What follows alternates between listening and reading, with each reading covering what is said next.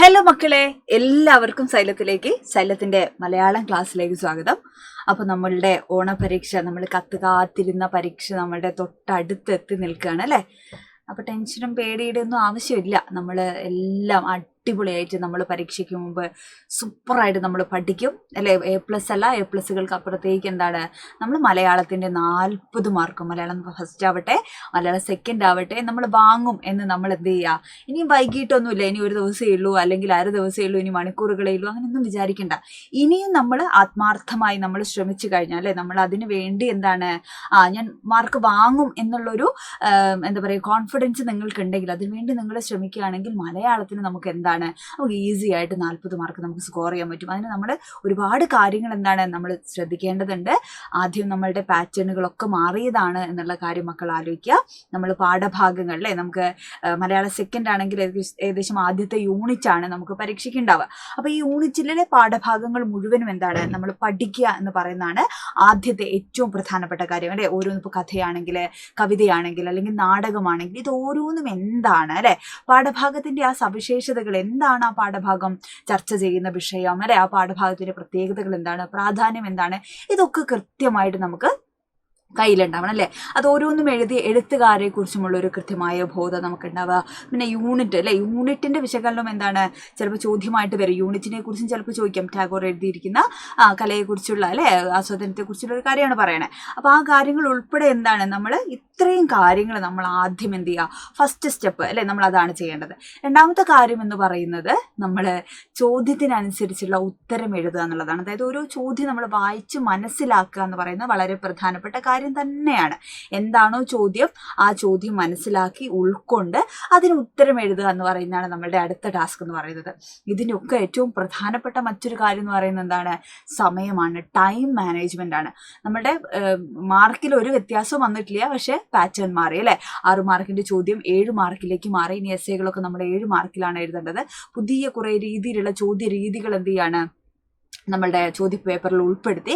അപ്പോൾ ഇങ്ങനെ കുറേ കാര്യങ്ങളാണ്, ടെക്സ്റ്റ് ബുക്ക് മാറി. അപ്പോൾ ഇങ്ങനെ ഒരുപാട് കാര്യങ്ങൾ നമ്മുടെ മുമ്പിൽ ഇങ്ങനെ എന്താ പറയുക, നമ്മളെ വെല്ലുവിളിക്കാനായിട്ട് നിൽക്കുന്നുണ്ട്. പക്ഷെ അതിനൊക്കെ നമ്മൾ എന്താ നിഷ്കരണം അല്ലേ, നമ്മൾ അതൊക്കെ എന്താണ് അടിപൊളിയായിട്ട് നമ്മളതൊക്കെ മറികടക്കും അല്ലേ. എങ്ങനെയാണ് മറികടക്കണ്ടേ എന്നുള്ളതാണ് ടീച്ചർ പറഞ്ഞു തന്നത്. അപ്പോൾ ഏറ്റവും പ്രധാനപ്പെട്ട ചിത്രകാരി എന്ന് പറയുന്ന നമ്മളുടെ കഥയിലെ ഏറ്റവും പ്രധാനപ്പെട്ട ഒരു ചോദ്യമാണ് ടീച്ചർ ഇന്നിപ്പോൾ ഡിസ്കസ് ചെയ്യാൻ പോകുന്ന ഈ വീഡിയോയിൽ.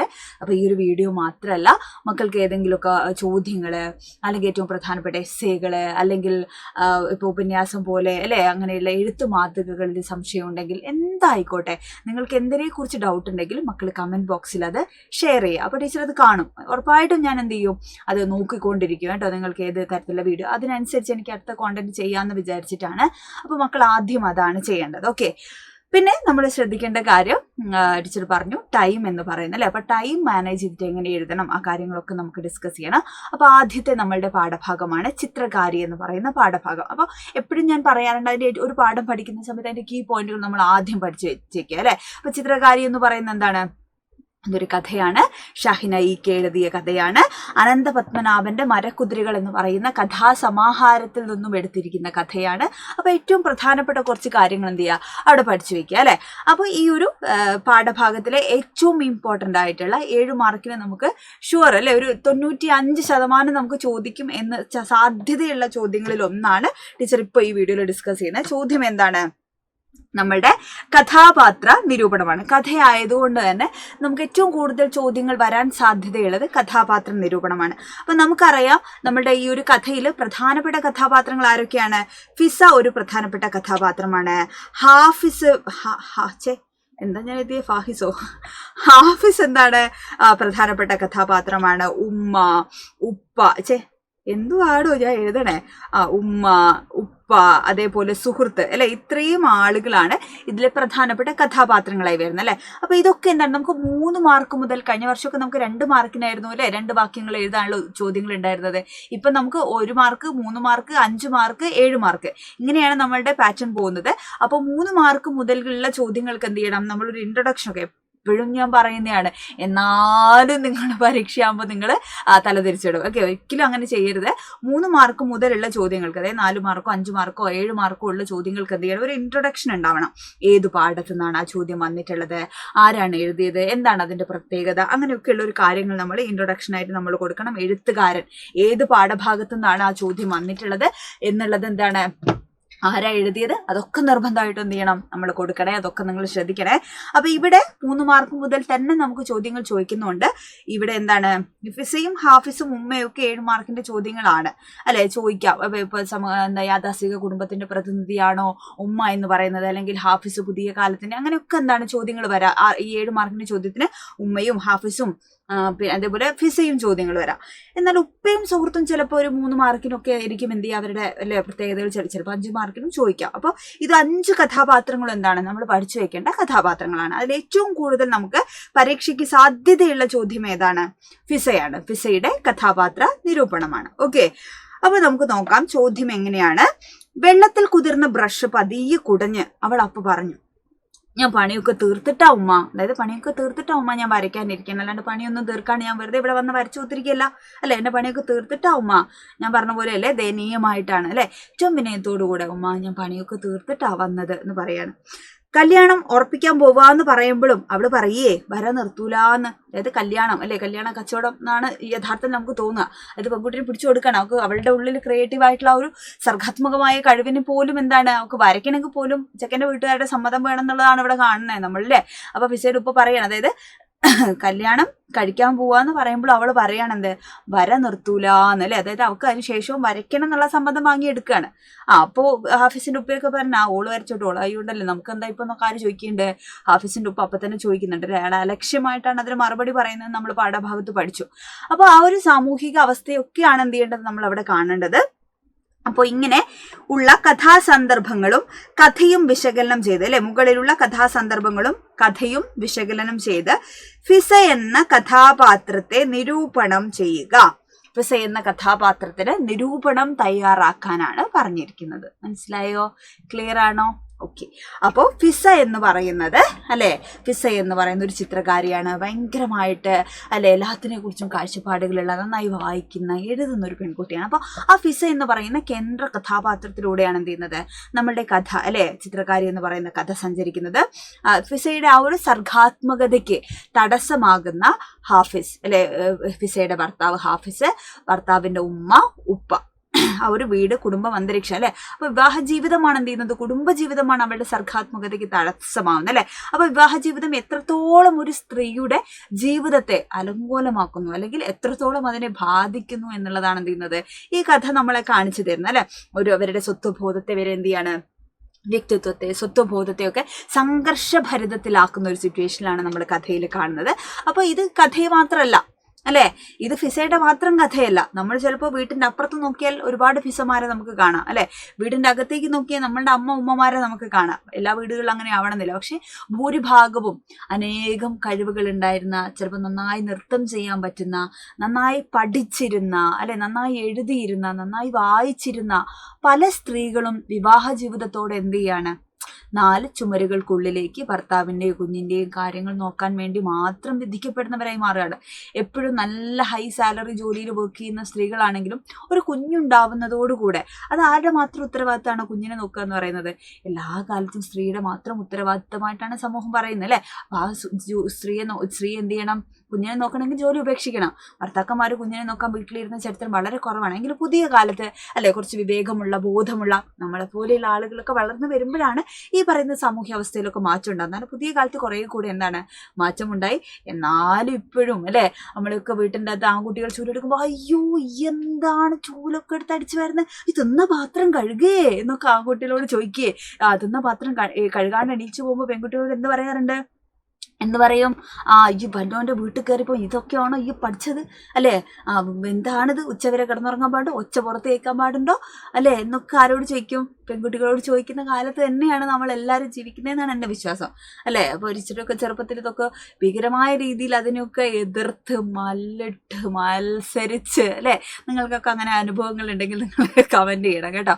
അപ്പോൾ നമ്മൾ വളരെ അല്ലേ ചെറിയ കാലം മുതലേ നമ്മളെ അങ്ങനെയാണ് ട്രീറ്റ് ചെയ്യുന്നത്. ആൺകുട്ടികൾ ഇങ്ങനെ വളരണം, പെൺകുട്ടികൾ ഇങ്ങനെ വളരണം അല്ലെ. അപ്പൊ ഈ ഒരു കഥയും ചർച്ച ചെയ്യുന്ന വിഷയം അത് തന്നെയാണ് അല്ലെ. അതായത് കുടുംബ വ്യവസ്ഥിതിക്കുള്ളിൽ ഒരു സ്ത്രീയുടെ സർഗാത്മകമായിട്ടുള്ള ജീവിതത്തെ പോലും എന്ത് ചെയ്യാണ്, സ്വത്വബോധത്തെ പോലും വ്യക്തിത്വത്തെ പോലും എന്ത് ചെയ്യുന്നു, നിഷേധിക്കപ്പെടുന്ന ഒരു അവസ്ഥ, ഒരു സാമൂഹ്യ അവസ്ഥയാണ് നമ്മളുടെ കഥ ചർച്ച ചെയ്യുന്നത്. ഇതൊരു ഫിസയുടെ മാത്രമല്ല, അനേകം ഫിസമാരുടെ കഥയാണ്. ഓക്കെ, അതായത് സ്വന്തമായിട്ട് എഴുതാൻ പോയിട്ട് വായിക്കാൻ പോയിട്ട് സ്വന്തം വ്യക്തിത്വം പോലും ഇല്ല, രുചി ഇഷ്ടങ്ങൾ പോലും മാറ്റേണ്ടി വരുന്ന ആളാണ്.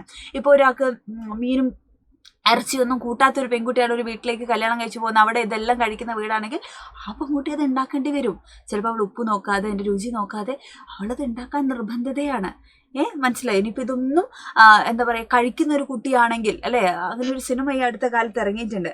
അതായത് ഇതൊക്കെ കഴിക്കുന്ന, ഇതൊക്കെ ആസ്വദിക്കുന്ന ഒരു പെൺകുട്ടിയാണെന്ന് വിചാരിക്കുക. ഒരു വെജിറ്റേറിയൻ വീട്ടിലേക്കാണ് പോകുന്നതെങ്കിൽ അവൾ നിർബന്ധമായിട്ട് ആ വീടിൻ്റെ ഉള്ളിൽ അത് കഴിക്കുക, അതിരിക്കാൻ എന്ത് ചെയ്യുന്നു, നിർബന്ധിക്കപ്പെടുന്ന ഒരാളായി മാറുകയാണ്. മനസ്സിലായി. അപ്പോൾ സ്വന്തം രുചി ഇഷ്ടങ്ങൾ പോലും മാറ്റിവെക്കപ്പെടേണ്ടി വരുന്ന സ്ത്രീകളാണ് അല്ലേ. അവർ കുടുംബജീവിതത്തിലേക്ക് എത്തുമ്പോൾ എന്ത് ചെയ്യുന്നു, ഇത്തരം ബേസിക് ആയിട്ടുള്ള നീഡ്സ് പോലും എന്ത് ചെയ്യാണ്, അവർക്ക് നിഷേധിക്കപ്പെടുന്നു എന്നുള്ളത് ചിന്തിക്കാൻ പറ്റുമോ അങ്ങനെയൊക്കെ? അപ്പം അങ്ങനെയൊക്കെ ഉണ്ട് അല്ലേ നമ്മുടെ ചുറ്റും. നിങ്ങൾക്ക് അറിയാലോ അല്ലെ, നിങ്ങൾ ചിലപ്പോൾ കാണുന്നുണ്ടാവാം, കേൾക്കുന്നുണ്ടാവാം, എത്ര കൊലപാതകങ്ങള്, ആത്മഹത്യകള്. ഇപ്പൊ റീസെന്റ് ആയിട്ട് നമ്മളുടെ ന്യൂസ് ചാനൽ വെച്ച് നോക്കി നമുക്ക് കാണാം എത്രയധികം ആളുകളാണ്, എത്രയധികം സ്ത്രീകളാണ് ജീവൻ ഒടുക്കിക്കളഞ്ഞത്. ഒരാളെ ജീവൻ വേണ്ടാന്ന് വെക്കുന്നുണ്ടെങ്കിൽ എത്രത്തോളം ഭീകരമായ രീതിയിൽ അല്ലേ. അപ്പം മരിക്കുക എന്ന് പറയുന്നതാണ് ഞാൻ വിചാരിക്കുന്നത് ഏറ്റവും കൂടുതൽ നമുക്ക് എന്ത് വേണ്ടത്, ധൈര്യം വേണ്ട ഒരു കാര്യം അല്ലേടാ. ആലോചിച്ച് നോക്കൂ, അപ്പോൾ ഒരാൾ മരിക്കണമെങ്കിൽ അല്ലെ, ആ ഒരു തീരുമാനത്തിലേക്ക് എത്തണമെങ്കിൽ അയാൾക്ക് അത്രയും ജീവിതത്തിൽ ബുദ്ധിമുട്ടായതുകൊണ്ടായിരിക്കില്ലേ, അയാൾക്ക് അത്രയും പറ്റാത്തത് കൊണ്ടായിരിക്കില്ലേ അല്ലേ. അപ്പം അങ്ങനെ മരണത്തിലേക്ക് ഇറങ്ങിപ്പോയിട്ടുള്ള എത്രയോ പെൺകുട്ടികളെ എന്താണ് നമുക്കറിയാം, എത്രയോ സ്ത്രീകളെ നമ്മൾ കാണുന്നുണ്ട്. സ്ത്രീകൾ മാത്രമല്ല പുരുഷന്മാരും പുതിയ കാലത്ത് എന്ത് ചെയ്യുന്നുണ്ട്, ഈ പറയുന്ന അവസ്ഥയിലൂടെ കടന്നു പോകുന്നുണ്ട് അല്ലേ. അപ്പോൾ ഏറ്റവും കൂടുതൽ നമ്പർ നമ്മൾ നോക്കിക്കഴിയുമ്പോൾ എപ്പോഴും സ്ത്രീകൾ തന്നെയാണ് ഈ പറയുന്ന സാമൂഹിക വ്യവസ്ഥിതിക്കുള്ളിൽ പലപ്പോഴും സ്വത്വബോധവും വ്യക്തിത്വവും സർഗാത്മക ജീവിതവും ഒക്കെ എന്ത് ചെയ്യേണ്ടി വരുന്നത്, മാറ്റിവെക്കപ്പെടേണ്ടി വരുന്നത് എന്നുള്ളത് ഒരു യാഥാർത്ഥ്യം തന്നെയാണ്. ആ യാഥാർത്ഥ്യത്തെയാണ് നമ്മളുടെ കഥയും എന്ത് ചെയ്യുന്നത്, ചോദ്യം ചെയ്യുന്നത്. ഓക്കെ, അപ്പൊ നമുക്ക് ഫിസയുടെ കഥാപാത്രത്തിന്റെ സവിശേഷതകൾ നോക്കാം. ഷാഹിന ഇക്കയുടെ ചിത്രകാരി എന്ന കഥയിലെ കേന്ദ്ര കഥാപാത്രമാണ് ആര്, ഫിസ എന്ന് പറയുന്ന പെൺകുട്ടി. ചിത്രരചനയിൽ കഴിവും താല്പര്യം ഇടുക്കിയായിരുന്നു. ഭീകരമായ അല്ലെ, ദൈവം തൊട്ട വിരലുകൾ എന്ന് വിശേഷിക്കപ്പെട്ട രീതിയിലുള്ള വരകളായിരുന്നു ആരുടെ വര, നമ്മുടെ ഫിസയുടെ വര. അത്ര മനോഹരമായി ജീവൻ തുടിക്കുന്ന ചിത്രങ്ങൾ വരച്ചിരുന്നൊരു ചിത്രകാരിയാണ് അല്ലെ. അപ്പോൾ എഴുതാനും വായിക്കാനും ഒക്കെ ഇഷ്ടപ്പെടുന്ന ഫിസ തൻ്റെ വിവാഹത്തോടു കൂടെ നേരിടുന്ന ചില പ്രതിസന്ധികളെയാണ് കഥ ചർച്ച ചെയ്യുന്നത്. ഫിസയുടെ വ്യക്തിത്വമോ സർഗാത്മകതയോ ഒന്നും ഉൾക്കൊള്ളാത്തൊരു കുടുംബത്തിലേക്കാണ് ഫിസ എത്തിപ്പെടുന്നത്. അടുക്കളയാണ് സ്ത്രീകളുടെ ലോകമെന്നാണ് ആര് വിശ്വസിക്കുന്നത്, ഫിസയുടെ വീട്ടുകാർ വിശ്വസിക്കുന്നത് അല്ലെ. അപ്പൊ അവരുടെ മുന്നിൽ ഒരിക്കലും എന്താണ്, സ്വന്തം സ്വത്വബോധം തുറന്നു കാണിക്കാൻ ആർക്ക് സാധിക്കുന്നില്ല, നിസ്സഹായമായി നിൽക്കേണ്ടി വരികയാണ് ഫിസ അവിടെ കേട്ടോ. അപ്പൊ വിവാഹത്തിന് മുമ്പ് തന്നെ ചിത്രരചനയുള്ള താല്പര്യമൊക്കെ ഹാഫിസിനോട് ഫിസയുടെ വീട്ടുകാർ തുറന്നു പറയുന്നുണ്ട്. സമ്മതം വാങ്ങിക്കേണ്ട ആവശ്യമുണ്ടോ എന്നുള്ളത് നമ്മൾ ചിന്തിക്കേണ്ട കാര്യമാണ്. എങ്കിലും കഥയിൽ ഫിസയുടെ ഉപ്പ സമ്മതം വാങ്ങിച്ചിട്ടാണ് എന്ത് ചെയ്യുന്നത്, കല്യാണം കഴിപ്പിക്കുന്നത് അല്ലെ. അപ്പൊ ഫിസയുടെ വീട് നിറയെ ചിത്രങ്ങളാണ്. പെണ്ണാണാൻ പോകുന്ന സമയത്ത് ഹാഫിസ തിരിച്ചറിയുന്നുണ്ട് അല്ലെ. സ്വന്തം പേരിന് എന്താ വിശാലമായിട്ടുള്ള അർത്ഥങ്ങളൊക്കെ നൽകിയിട്ടുള്ള അല്ലെ, മൂടൽമഞ്ഞ ആണ് എന്ന് പറയുന്ന അത്രയും എന്താ പറയാ സ്വത്വബോധം അല്ലെ, വ്യക്തിത്വമുള്ള ഒരു കഥാപാത്രമാണ് ഫിസയെന്ന് നമുക്ക് തുടക്കത്തിൽ തന്നെ മനസ്സിലാകുന്നുണ്ട് അല്ലെ. അപ്പൊ പക്ഷെ ആരോടും പരാതിയില്ലാതെ ഒന്നിനെയും എതിർക്കാതെ അല്ലെ, എല്ലാത്തിനെയും എന്ത് ചെയ്യാണ്, പൊരുത്തപ്പെട്ട് എല്ലാത്തിനെയും അംഗീകരിച്ച്, അതായത് നിശബ്ദമായിട്ട് എന്ത് ചെയ്യാണ് അല്ലെ, എല്ലാം നിശബ്ദതയിലൂടെയാണ് ഫിസ ഉൾക്കൊള്ളുന്നത് എന്നുള്ളതാണ് അല്ലെ. ആരോടും എതിർക്കുന്നില്ല. അവള് ഒരു കാര്യവും ചെയ്യാതെ രാവിലെ മുതൽ വരയ്ക്കാതിരിക്കുകയല്ല അല്ലെ, എല്ലാ കാര്യങ്ങൾ ചെയ്തിട്ടും അല്ലെ അവളുടെ ഒഴിവ് സമയങ്ങളിലാണ് എന്ത് ചെയ്യുന്നത്, അവള് ചിത്രം വരയ്ക്കാൻ വേണ്ടി ഇരിക്കുന്നത് എന്നുള്ളതാണ് ഏറ്റവും പ്രധാനപ്പെട്ട കാര്യം. അങ്ങനെ ഫിസയുടെ കഥാപാത്ര നിരൂപണം വളരെ പ്രധാനപ്പെട്ട ഒരു ചോദ്യമാണ്. അപ്പോൾ ഇതേപോലെ നമുക്ക് ഡീറ്റെയിൽ ആയിട്ട് നമ്മൾ എന്ത് ചെയ്യും, പാഠഭാഗങ്ങൾ ഓരോന്നും നമ്മൾ പഠിക്കും, അടിപൊളിയായിട്ട് നമ്മൾ പഠിക്കും. അപ്പോൾ മാരത്തോൺ ലൈവുകളുണ്ട്. അപ്പോൾ എക്സാമിന് പോകുന്നതിന് മുന്നേ നമുക്ക് ക്വസ്റ്റ്യൻ പേപ്പർ അടിപൊളിയായിട്ട് നമ്മൾ അല്ലെ, മോഡൽ ക്വസ്റ്റ്യൻ പേപ്പർ വെച്ചിട്ട് എന്ത് ചെയ്യും, നമ്മൾ പഠിക്കും അല്ലെ. ഏതൊക്കെയാണ് ചോദിക്കുക, ഏതൊക്കെ രീതിയിലുള്ള ചോദ്യങ്ങൾ വരും അല്ലെ. നമുക്ക് കുറേ ചോദ്യങ്ങൾ എന്ത് ചെയ്യാം, നമുക്ക് എന്താ പറയുക നോക്കണം അല്ലെ, ഏതൊക്കെ ഭാഗങ്ങളിൽ വരും. ഇമ്പോർട്ടൻ്റ് ആയിട്ടുള്ള എല്ലാ ചോദ്യങ്ങളും നമുക്ക് ഡിസ്കസ് ചെയ്യണം. പാഠഭാഗവുമായി ബന്ധപ്പെട്ടതെല്ലാം ഡിസ്കസ് ചെയ്യണം. ഒരു മാർക്ക് പോലും മിസ്സാവാത്ത രീതിയിൽ പഴുതുകൾ അടച്ച് നമുക്ക് പഠിക്കണം. അപ്പോൾ എല്ലാവരും റെഡി അല്ലേ, സെറ്റ് അല്ലേ? മാക്സിമം ഈ വീഡിയോ ഒക്കെ ഫ്രണ്ട്സിനൊക്കെ ഷെയർ ചെയ്ത് കൊടുക്കുക. ടീച്ചർ തുടക്കത്തിൽ പറഞ്ഞ പോലെ ഡൗട്ട്സ് ഉണ്ടെങ്കിൽ, ഏതെങ്കിലും ഭാഗം വേണമെങ്കിൽ അതൊക്കെ കമൻറ്റിലിടുക. ഓക്കെ. ഓക്കെ, അപ്പോൾ എല്ലാവരും അടിപൊളിയായിട്ട് പഠിച്ച് തുടങ്ങാം കേട്ടോ. ഇനിയും വൈകൊന്നും ചെയ്യരുത്. ഇപ്പോൾ തുടങ്ങിയാലും നമുക്ക് മാർക്കൊക്കെ കിട്ടും. ഇപ്പോൾ ഇനി തുടങ്ങാതിരിക്കരുത് കേട്ടോ. ലാസ്റ്റ് 1 മണിക്കൂർ മുന്നേ പഠിക്കാമെന്ന് വിചാരിച്ചാലും നടക്കില്ല. ഇപ്പോഴേ നമുക്ക് തുടങ്ങിയാൽ നമുക്ക് കുറച്ചെങ്കിലും എന്താണ് മാർക്ക് കൂടുതൽ നേടാമെന്നുള്ളതാണ് നമ്മൾ ശ്രദ്ധിക്കേണ്ടത്. അപ്പോൾ എല്ലാവരും ഉഷാറായിട്ടിരിക്കുക. All the best.